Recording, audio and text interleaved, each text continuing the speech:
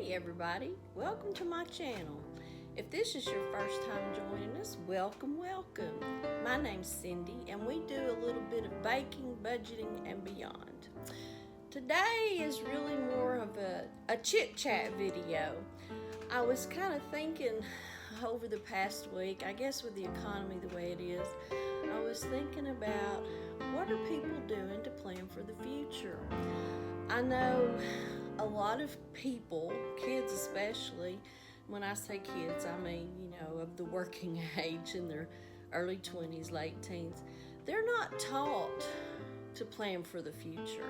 I know that wasn't really an emphasis when I was growing up about planning for the future. It was just really getting by day to day, one day at a time, 1 week at a time. But it's been on my mind, laying heavy on my heart, and I just thought we'd have a chit chat video.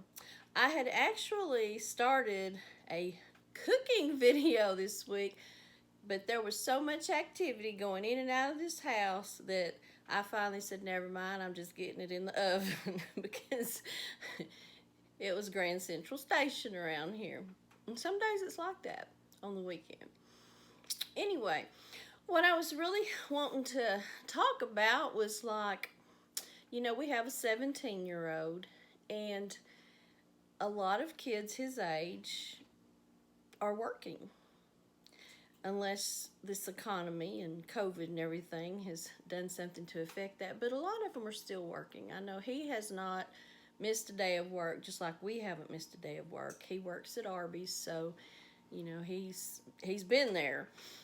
So what we're really trying to teach him, and what I kind of want to talk about, is they need to learn. When they first get a job, they need to learn. You take 10% off the top. You tithe if that's what you do, if that's something you do, give your part to God, and then you take 10% and you save it, because you don't know what's going to come in the future, and you need to get in that habit early of saving money to prepare for the future. They say a lot of investment people, brokers, whatever you want to call them, those people that help us with our finances, they say you should have a lot say you should have 6 months worth of earnings saved and put back, just in case something happens or there's an emergency. Some say at least a minimum of 3 months. And I know a lot of people don't do that, but that's something we need to teach our kids. When they first get a job, they're all excited about getting their money and stuff till they see how much Uncle Sam takes of it. And then they're like, oh, what's that? Who's this? I remember my stepdaughter, she got her first check, my youngest one, and she's like, who is this FICA person? Anyway, they don't have a clue that there's taxes held out, Medicare, state taxes. But anyway, that's something that we really need to instill in our kids when they start working at a young age, so that they're in that habit, because, habits are hard to break. And if you have a bad habit, it takes probably twice as long to break as it does to instill a good habit. So we need to teach them. We need to be responsible and teach them, because I bet there's a lot of people my age and anywhere in between that were never taught that either. Another thing we need to think about is our future. We need to plan for our future. I used to be a case manager, and there were so many times that people are older, they have assets, and then it comes time to go somewhere. They need to go to a nursing home, they need to go to an assisted living facility, and they've got these assets that it hinders them, because then they've got to pay out of pocket, which means they've got to sell their assets off. Or, if they have enough money, they can pay for it out of pocket. But it's just a burden to bear. So what you might want to think about doing, and this is strictly my opinion from what I've learned, I'm not an attorney, I'm not qualified in any way to give you advice, but just something to think about. You need to think, if you're like in your 40s, if you're in your 40s, then you need to think about going to see an elder attorney, somebody that does elder law, because everyone needs a will, first of all, but you also need to look at having a living will so that when something happens to you, or if you have to go in the hospital, it tells caretakers what to do, what you want, what your wishes are. Another thing you need to think about getting is a healthcare proxy. Now, a healthcare proxy will allow the person that you select for your healthcare proxy, it allows them to make medical decisions for you. So it would be like decisions involving your care as to whether you wanted to be on a ventilator, or, if you wanted your life sustained, if you wanted anything done that just hasn't come up before, they can make those decisions for you. So that really needs to be somebody you trust, somebody that you're, one-on-one with, and they know exactly what you want. And then another thing that you would need to get is power of attorney. Now, people get power of attorney and healthcare proxy mixed up. Power of attorney gives someone the right to take care of your finances for you. So like pay your bills, do things like that. It doesn't have anything to do with your medical care. So, that's some things that you need to think about getting done. And I know we all procrastinate and everything, but my mom and dad both died, about 5 or 6 years ago. They died within 10 months of each other. And we really struggled trying to make some decisions. Thank goodness my mom was diagnosed with cancer, but thank goodness she lived almost 9 years. But when she was diagnosed, we all sat down and said, okay, let's talk about this. And me and my brother, my mom and dad, we sat down and we talked about what each other wanted so that there was no, chance for miscommunication. If something happens, this is what I want. If something happens, this is not what I want.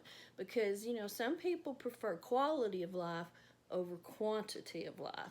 So that's just something that people need to think about and, get that taken care of early so that it's not something you have to deal with in the middle of a crisis, because you never know when a crisis is going to come up. I've been a nurse for over 25 years, and I've seen a lot of people that retire and within a year they're diagnosed with cancer and they die, so, and a lot of those were young people. Well, young to me is like in their 50s or early 60s. But, it's just something that people need to think about. And it's not something that a lot of people do think about. So I just kind of wanted to get on here and kind of chit-chat today and just kind of open your mind to what you could do, to get things situated. Another thing people need to think about is long-term care insurance. Because if you go and you age, as we all do, and you need to live in an assisted living facility or something, long-term care insurance will help pay for that. And I know we all think we're too young to start worrying about retirement or whatever, but really when someone starts working full-time, they need to start thinking about retirement. They need to start investing their money, look into a 401k, an IRA, a Roth, whatever you want to do. But as soon as you can put money into a retirement fund of some type, you need to start doing that, because I think we all know that Medicare is not something that's going to be around probably even by the time I retire. I don't know, and I plan on retiring in about 7.5 years. But you never know, so you need to plan ahead. Something else that I do, and I've done it for, I guess, a couple of years, is I coupon. And when I coupon, I take what I buy with my coupons, and of course I provide for us, but then I also provide for local charities and things like that. I donate to them and try to help them out. And then some of my coworkers, I help them out too. I pretty much sell them the items I get for what I pay for them, to help them out a little bit, because we need to help each other. I mean, that's just part of life, is helping each other. So I've got my links below to my referral codes if anybody's interested in couponing. I use the Ibotta rebate app. I use Fetch. I use Shopkick. Let's see what Checkout 51. I use Saving Star.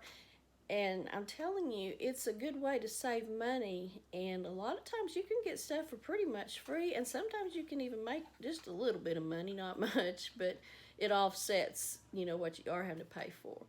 But anyway, I appreciate y'all joining me today. And like I said, those referral codes are down below. And if you need any further information, just email me. My email address should be below. And I'll be glad to help you in any way I can. Like I said, I'm not an attorney. I'm not qualified by any means. I've just lived a life full of excitement. And like I said, I've been a nurse for a long time, so I've seen a lot. And I've seen a lot of heartache. And anything we can do to make the road easier down the way, that's what we need to do. And we need to help each other, There's too much strife going on right now. People being evicted, people shooting each other. It is crazy right now. So anyway, I appreciate y'all joining me today. And join me again next time, and we'll get into something else to talk about, or we'll make something, or we'll do something. But y'all have a good day.